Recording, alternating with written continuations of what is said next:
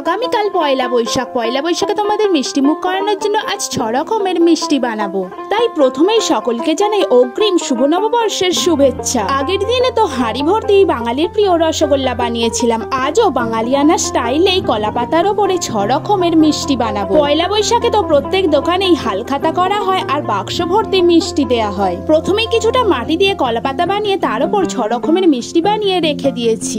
এরপর কলা পাতা ভর্তি মিষ্টিগুলি শুকিয়ে যাওয়ার পর কলা পাতা সহ মিষ্টিগুলিকে হোয়াইট কালার দিয়ে কভার করে নিয়েছি। এবার কলা পাতাটি করে নিচ্ছি সবুজ কালার। তারপর সমস্ত মিষ্টিগুলির কালারও করে নিয়েছি, যার মধ্যে রয়েছে জিলিপি, ল্যাংচা, পান্তুয়া, সিদ্ধিদাতা, গণেশের প্রিয় লাড্ডু। আর যেই মিষ্টিগুলির নাম আমি বললাম না, সেই মিষ্টিগুলির নাম তোমরাই জানিও। কলা পাতার উপর মিষ্টিগুলির মধ্যে কোন মিষ্টিটি তোমাদের প্রিয় সেটা জানাতে কিন্তু ভুলো না। সে আমি হাঁড়ি ভর্তি রসগোল্লাটাও কলা পাতা ভর্তি মিষ্টির পাশে রেখে দিলাম। বন্ধুরা, এই মিষ্টিগুলি ভালো লাগলে একটি লাইক করে দিয়ে চ্যানেলটি সাবস্ক্রাইব করে দিও। আজ টাটা।